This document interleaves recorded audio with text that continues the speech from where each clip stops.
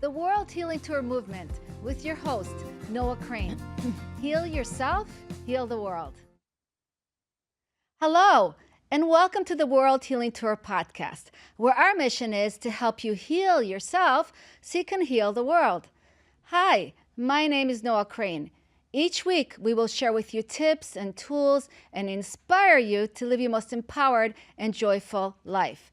I'm also the author of the book, The Grass is Greenest Where I Am, because the grass is greenest where you are when you say so. When you choose to live in a place of no comparison, no competition, and no scarcity.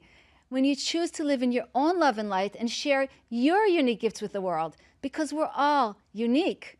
And that's why it's called the World Healing Tour, because when you heal yourself, you truly create the ripple effect for others on the journey to heal as well, because we all need each other. We can't do this journey successfully on our own. And I always say, together we are one, WON. Together we win, because it's the only way to get to where you want to go is by supporting others as well. Each week, I bring incredible guests into studio to help pour into you and help you on your journey. I'm super excited about my guest today. Naseem Rochette is a best-selling, award-winning author of The Unexpected Benefits of Being Run Over, a memoir recognized for its inspiration, self-help, guidance, and motivational impact. Naseem now leverages her journey to connect with corporate audience, students, and first responders. Her presentation weaves together compelling storytelling, leadership insights, and her powerful personal narrative encourages authenticity, vulnerability, and positive perspective in both professional and personal spheres. Naseem Rochette, welcome to the World Healing Tour podcast. Thank you, Noah. I'm so excited to be here. And I'm so excited that you're here. Your story is absolutely incredible. And I was amazed that you were able to turn things around. And actually, let's start talking about the accident that you had. That kind of started off this whole journey for you, right? Yes, absolutely. And I sometimes I laugh when I talk about the accident, not because it's funny, but it's so ridiculous. I can't help but chuckle sometimes. What So was that, really quickly, was that like an awakening for you, would you say? the accident, Yes. it was a demarcation. Mm-hmm. It was a change. Mm-hmm. I've had a few transformations in my life. And this one was really powerful because it not only, helped me be a better, I think, a better human. I think it helped me be a more connected, more engaged, certainly more vulnerable. And, you talk about healing yourself. I don't think I realized some of I don't know if I want to call it wounds, but some of the attributes that I did not appreciate about how we can live and interact. I love that so much. So we're here to grow and transform. So I want you to just tell us about this accident because your husband was actually waiting on the other side of the street for you, right? So I was, it was a beautiful Monday afternoon, and I was coming home from work. I live in New Jersey. I was coming home from work after a day of meetings in New York. And I am in the middle of a pedestrian crosswalk when a car turns and hits me. When the car first hits me, it stops. And as I'm sure you've heard from, other people with near death experiences, I should say, everything freezes. So, I'm standing hit by this car and I'm thinking, I can't believe I'm being hit by a car. I'm actually How having a great day. I how woke up. fast was that car going, by the way? It was a residential, Uh-huh. so I can't imagine they were going that fast, Mhm. maybe, 10, 20 Mhm. miles. But they stopped. Mhm. I was standing against the car. And, candidly, I wasn't that worried in the moment because I thought, well, I'm still standing. I'm going to be black and blue.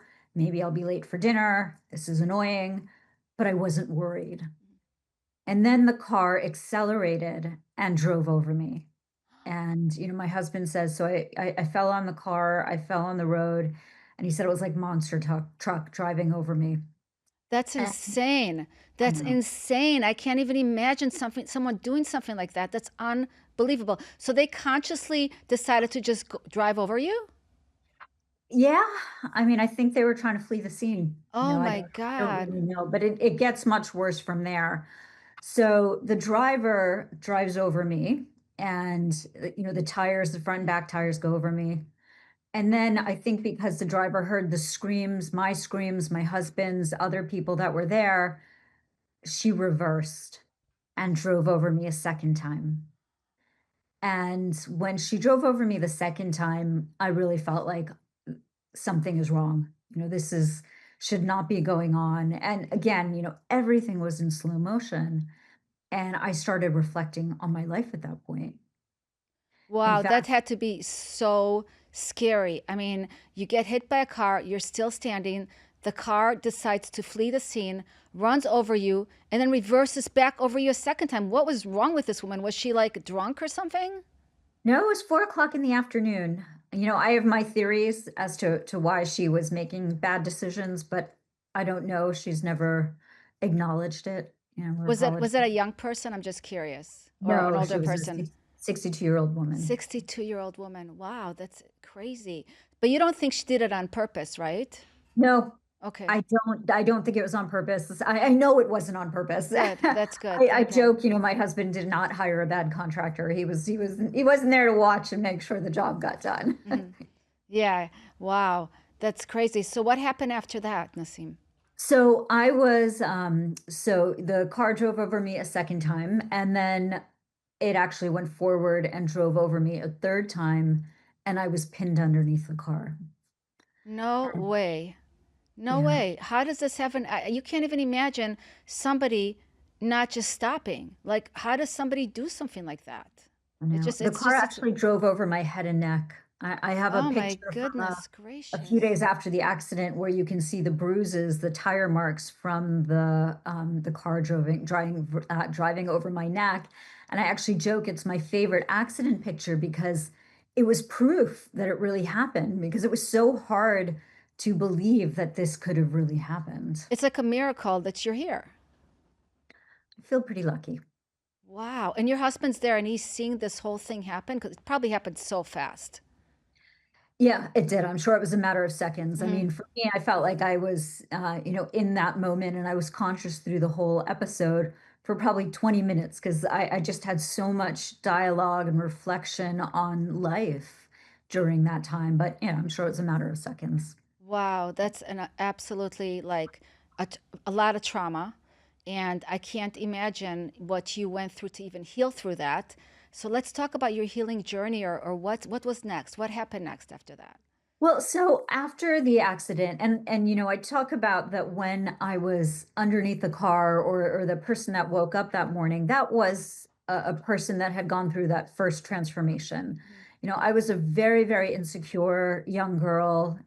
It took me, I think, the first 20, 25 years of my life to even become comfortable in my own skin. And then many more years in self-help books and, inspirational stories for me to become a person that I liked. And on that day, I was 47 years old, and I was finally a person that I was proud of. I have three wonderful kids, great job, great friends. I had a really rich and fulfilling life, and I felt happy. And it was a really big deal for me to feel happy. Wow. And I was in control, and I juggled, all this chaos. And, candidly, Noah, I made it look easy. I could do it. I didn't ask for help. I didn't let people know I helped. And to me, I was the picture of strength and, working mom that I had wanted to be. That's amazing. So the accident happened while you were in a really good place in your life, right? It did. And then, as you can imagine, I woke up that morning, that I woke up that person Monday morning. By Monday night, I was no longer that person. That person was Mhm. nowhere to be found. Wow.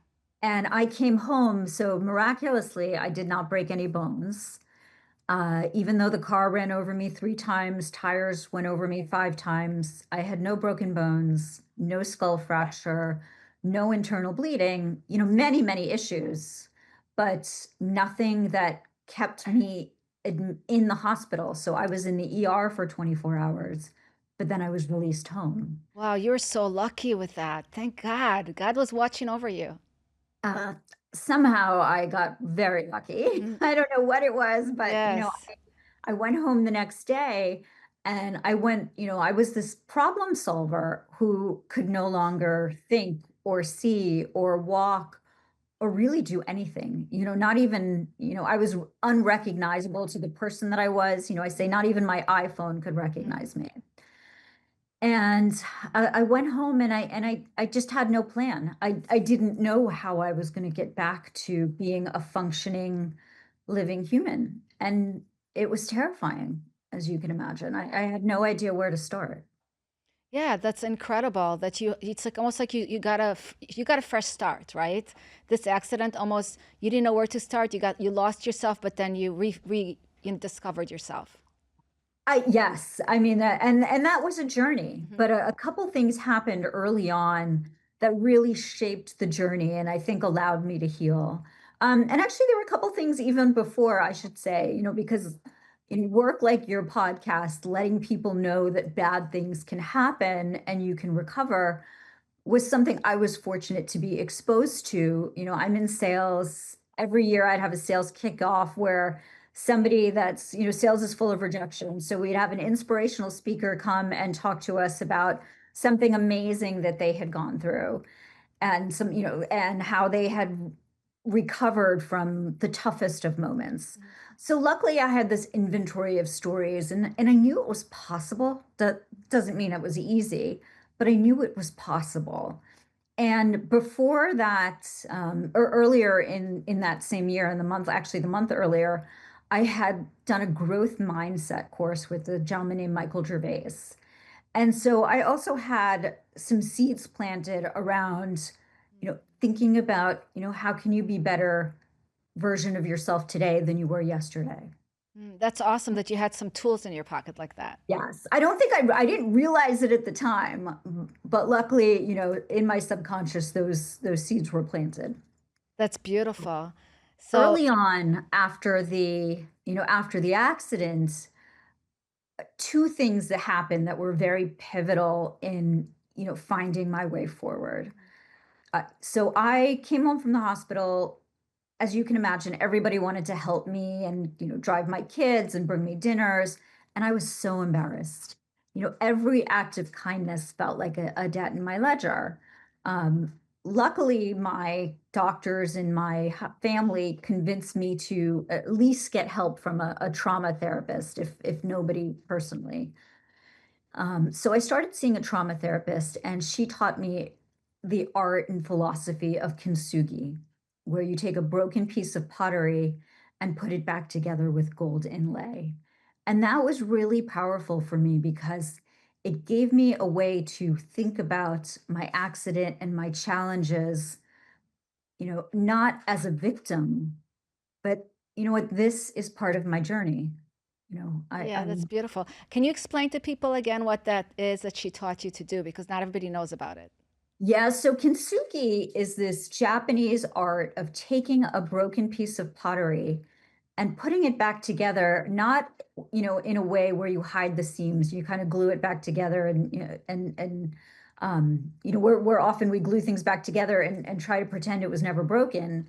With kintsugi, when you glue it back together, you do it with a gold inlay and you accentuate the cracks from the break, and you appreciate that those cracks make the vase more beautiful, and you celebrate the journey of that vase. And that was just such a powerful metaphor for me. I love That that so much. Go ahead. Oh, I was just going to say, so that, that metaphor, really helped me to articulate, the issues differently. The other thing that happened early on was my brother, who I'm very, very close to, lost his dog. And, all I could, I couldn't see, I couldn't walk, I couldn't move, But when my brother lost his dog, I felt like I wanted to help him. I wanted to do something, because I knew he was hurting. And, the light bulb, I would say the light bulb didn't go off immediately, but then I did start to realize that just like I needed to help him, people needed to help me. The accident didn't just happen to me, it happened to everybody that loved me. And they needed to help me, and I needed to find a way to let them. Oh, I love it. And that there goes right, let them, Mel Robbins, right? Let them. No, I love that so much that you're seeing the little gift in the accident, And I love, the vase thing where you put it back together with gold. So it's basically like appreciating your scars, and you're not broken, you're still beautiful. You're just a different version of yourself, right? And then when you talk about your brother that he lost his dog, like it's amazing that you realized from that you also need to ask for help because he needed you. So I love that. Those insights are incredible. Thank you for sharing Yeah, I those. feel very lucky to have had those thoughts. And, I found when I started opening up and sharing and letting people help, they would share with me because we all go through things, but it's hard sometimes to be the first to say, you know what, I've got a weakness, I've got a challenge, this is what I'm going through.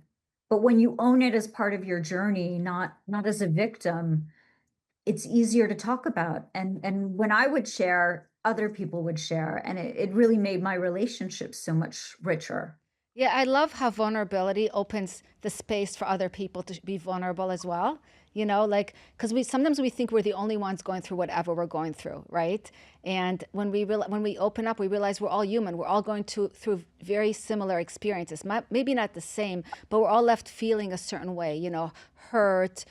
Somebody, somebody cheats on us. Somebody, says the wrong things to us, hurts our feelings, our emotions. We're also, we're all have so many emotions going on and so many things, and we can realize that we're not going through it alone, and other people like you have gotten through something like that. It really gives us a lot of something to hold on to, and it's awesome. We all need each other, so I love that Yeah. you bring that into the space, and that also that you were able to look deeper into yourself, right? Because this accident let you really dive deeper into who you are.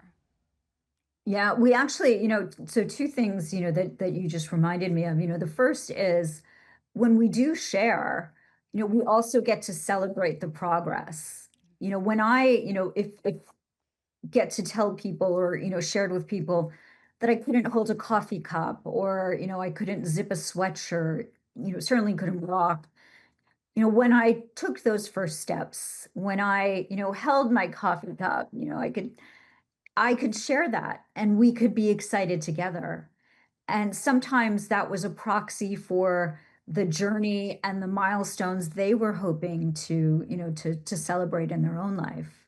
And that celebration was also, and that recognition of that forward progress also created that momentum and that energy that you talked about to help us move forward and keep, because if I tried to be, if I waited until I was back to the person I was before I celebrated, my growth, I would still be waiting because I will never be the person that I was before. I have, Yeah, and what I hear in those words that you're just saying is acceptance. yes. So how Yeah. is how is that getting to a place of acceptance for you? It's hard. Hmm. It's hard and it takes work. Even now it takes work. I say I'm not enlightened. I have to remind myself to reframe sometimes. I have to remind myself that, we need to work hard. You know, I need to remember the things that I learned in this journey. And one of the things that I've heard most from people that have read the book and that have come to my talks is the need to be kind to ourselves. Hmm. And, part of, the way we healed is we created the anniversary of the accident. We made it a holiday. We call it Unbreakable Day. Wow, I love that. Can you tell us about Unbreakable Day? Absolutely. Yeah, so Unbreakable Day is for us May 21st, 2000, May 21st every year. We celebrate that I lived, that I survived. Wow. And we Wow. also acknowledge that we all went through something really hard. and we get to, to thank ourselves, hey, it wasn't easy, but we did it and we're growing and we're still growing. And it's a moment to also thank all of the friends and family, the people that helped us navigate it. I think so often we put those tough moments, in the closet, or we don't want to be a downer, we don't talk about it, those really hard moments. And so we don't get the opportunity to recognize and be kind to ourselves, and thank ourselves for the strength that it took to navigate, thank the people that helped us. Mhm. So So to having the gratitude part. So the party you do is basically it's kind of around being grateful and thankful, right? 100%, yes. And The that is such a gratitude. high vibrational energy that really draws positive things into your life. Yeah, and I think that positive energy drives positive energy. Yeah, absolutely. And we all want to plug into that positive energy, right? Mhm. As much as we can. So that's incredible. So I have to ask this question, even though I don't want to focus on it. What happened to that lady did she get her license taken away? What happened with her? Oh, well, so I talk a lot about it in the book.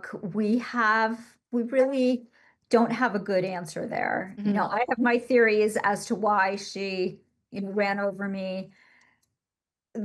As far as, punishments, she got a ticket for failure to yield to a pedestrian. Wow, Uh, that's it. Wow. And you never connected with her from that point on. no, I did see her.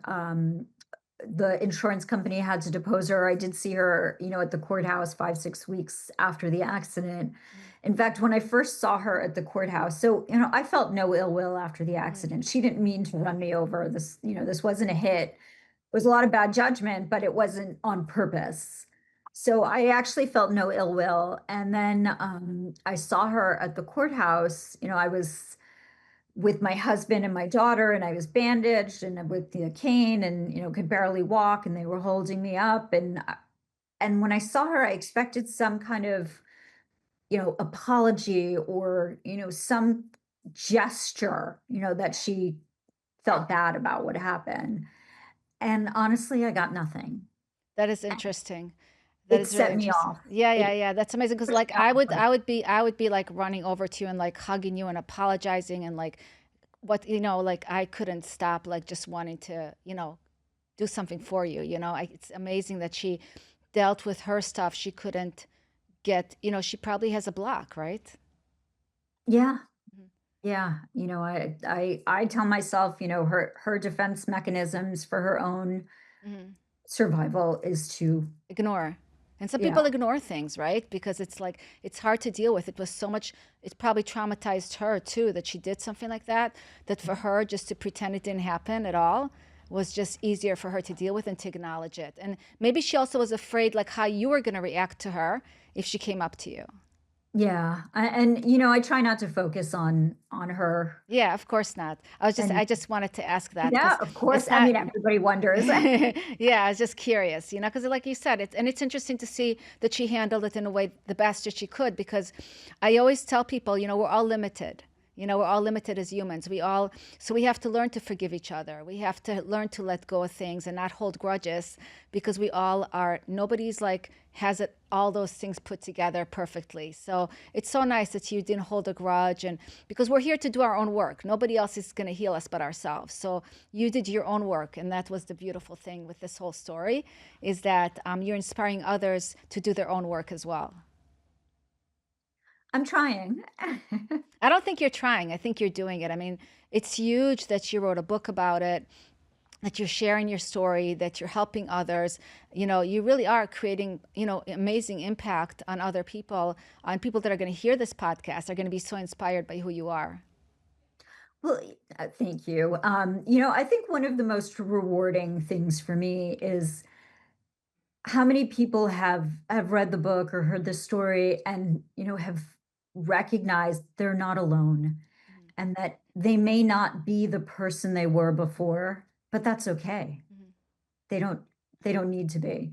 I'm never going to be there. I am different than I was. I think differently. I don't manage chaos the same way.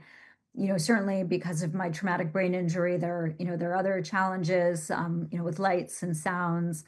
Physically, I'm different, but it doesn't mean I'm less than. Of course not. Yeah, absolutely. And I was gonna say, we're not here to stay the same. Nobody's here to stay the same. If you're staying the same, you need to change. So I feel like you changed because you needed, this was part of your journey. You had to go through, this was part of your growth and you grew from it. You took lessons from it. You're able to help others through it. Other people see they're not alone from it. So that ripple effect that you've created through your story, you celebrate it today, right? So it wasn't in vain. You actually created positive impact in the world with that horrible moment that happened in your life. Thank you. And I will say that celebrating the day of my accident and reframing into Unbreakable Day has also really had a positive effect. I think on the people around me and that have read the story or heard the story in the way they think about their Mhm. toughest moments. I had several people say to me, I used to just kind of cry on the day of my accident or my injury or but now, I celebrate. I've made it my unbreakable day because I Yeah. did come out of it. You know, I I think it should be a national holiday for sure. It should be on the national holiday. You should make it. You should get it on the national holiday. It should be Unbreakable Day. I think we all need it. Like no question about it. I think you need to get it on there. I'm telling you, it's a really beautiful thing. It's a day to celebrate your trauma or obstacles or any pain you've been through, to celebrate it instead of let it break you. yeah, I like to say breaking doesn't mean you're broken. Yeah, I love that. That's a great way of saying it. So, how has that changed your personal life with friends or with family? Has it had impact at all on that?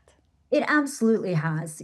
I think with my closest friends, we've maintained, we had a very close relationship and that has strengthened, but where I've seen the biggest difference is probably that layer, outside of it. People that I've known for years, but maybe have never gotten, deeper, um, never really shared intimate things with. Once I started sharing my journey, and challenges and things like that, they were opening up back to me. And so people that I may have known on a soccer sideline or at a school pickup for a decade, I found I didn't really know because we had never actually shared. And if we didn't share where we're starting, we never celebrated the milestones. And it really created a beautiful energy with the people, I think all the people in my life. I found that my kids have really embraced and been proud, of how we've navigated and recognized the importance of reframing. It actually also had a really interesting effect on my marriage. So, I mentioned before the accident, I was a juggler. I kind of did it all and tried to make it look easy and not ask for help. Well, I had always wanted my husband's help, but always thought he wasn't giving it and that I was telling him what to do and why wasn't he doing it. But what I realized, when the accident happened and I wasn't able to do it, I had never actually given him the space to do anything. You know, I said I wanted it done and I wanted it done on my timeline in my way and never gave him the opportunity to do it. I So love that. So many people can relate to that because so many women are like, do this, do this, do this. But even my daughter says like, I need the space to do it. Like they don't want to do it on on your timeline. They want to do it on their way, their timeline, right? But my daughter it doesn't do all it. got done. But she does. My daughter doesn't do it. But I love that your husband actually stepped forward and took charge in the relationship and showed you how much he loves and supports you. Yeah. I mean, and that's been a wonderful change. And I think my own failing, and we've been married now almost 25 years, it was, probably a little over 15 when the accident happened. The other relationships that I think it's has really changed are my work relationships. So, I went back to the office. I have a traumatic brain injury, and I couldn't be. I'm not the person that I was before the accident. However, I did, just as I had at home, I started sharing more openly the things that I was going through. And just like it did, in my personal life, the relationships in my professional life got stronger. And I found that even though I'm not juggling chaos or solving problems in the way I used to, because of this new foundation and strength in relationships I have and my ability to celebrate and recognize those milestones, I'm actually solving tougher problems. And my career has been, more rewarding and more successful. That's incredible. Thank you for sharing that. And how has it helped you as far as your own resilience in life? I think, um, and it's funny, I struggle with the word resilience because I don't want to, I think we all go through stuff and we all navigate it, hopefully. Hmm. Um, I think what I've been fortunate to have done is also recognize that I've navigated it, and I think recognizing that I've navigated it, being able to reframe, has helped me help other people do that.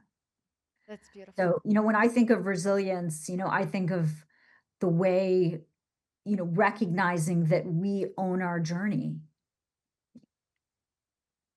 Yeah, The and we resilience. have the power to get through anything we go through, right?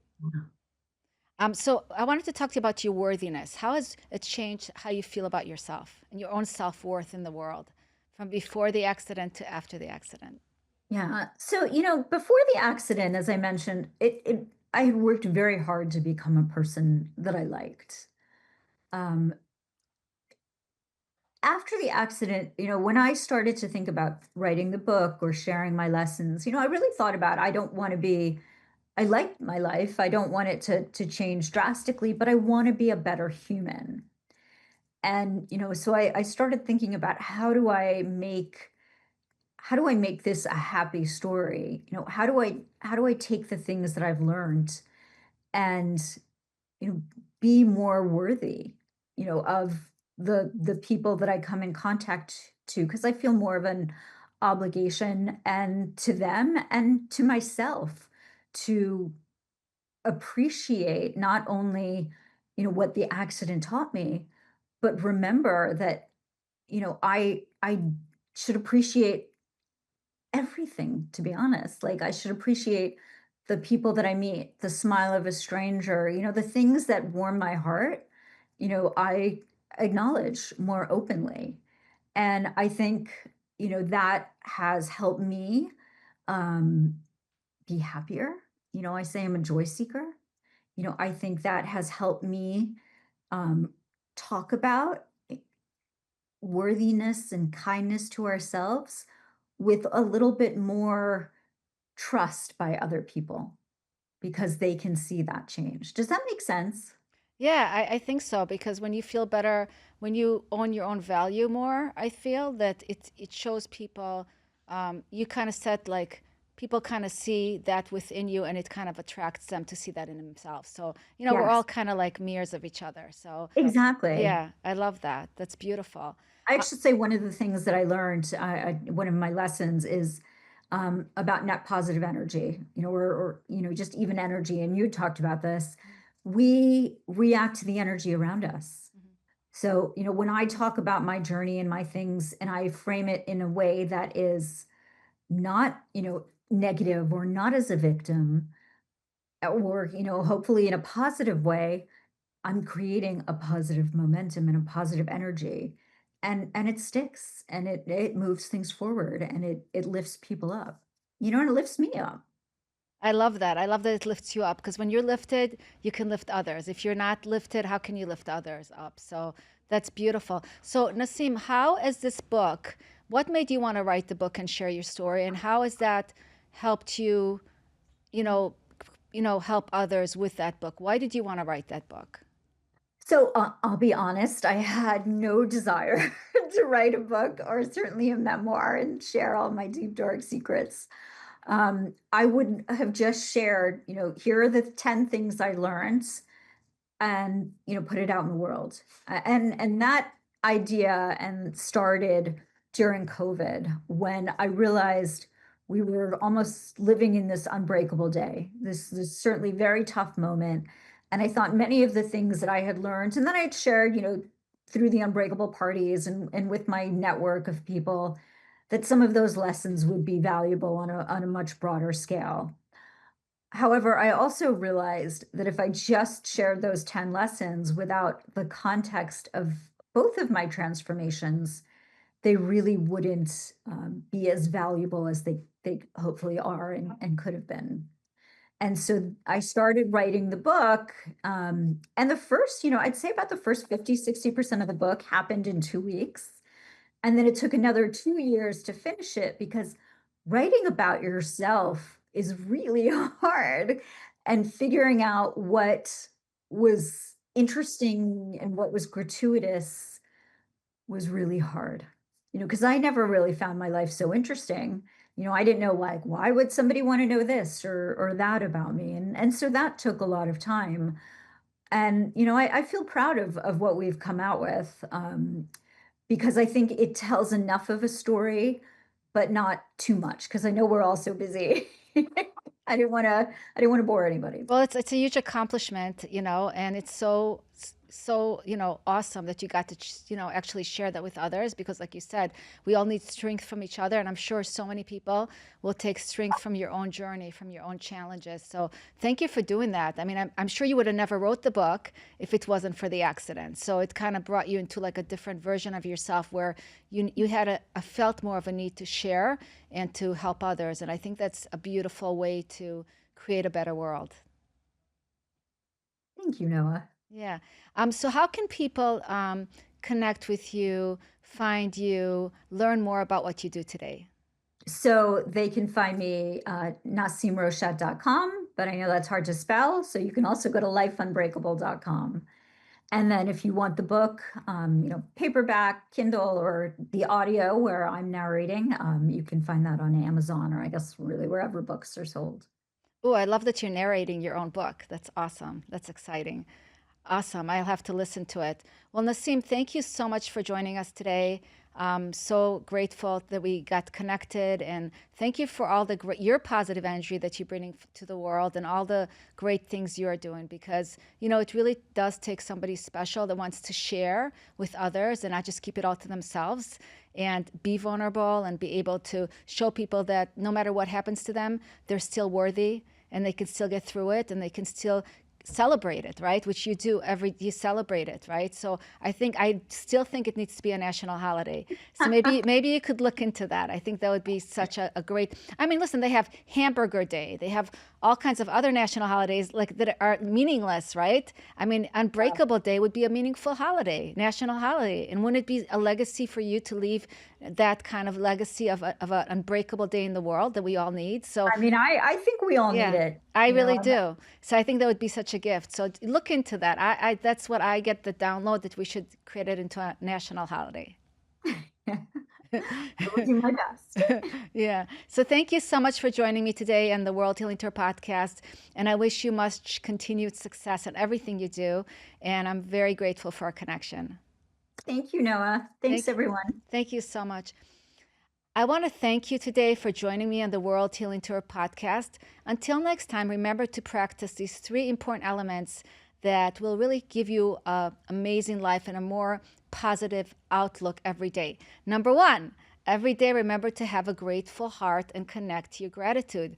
When you're connected to your gratitude, you're connected to positive people and positive emotions, and therefore drawing more positive people, things, and experiences into your life. Don't we all want more of that? Number 2, remember every day to ground in love and compassion. Not just love and compassion for yourself, but then also give it to yourself first, but then also share that love and compassion with others. We all need more love and compassion, right? So we need to give it out into the world in order to get an abundance of love and compassion in return. I always say the world is round, right, you guys? And energy moves in a round circle. So whatever you put out will come back to you. So put out lots of love, lots of hearts to everybody you meet on the journey. And number 3, every day know that you're not alone on this journey. It's a guided journey. I say guided by God. So whether it's God for you, universe, higher power, source, whatever it is for you, right? You're not alone. When you're able to turn off the noise of others and the noise of the outside world, you're able to tap more into yourself, more into your creativity, more into your inner compass, and you're able to bring out your creativity and passion and gifts into the world. So it's all about tapping inside of yourself to be able to bring those things out in the world.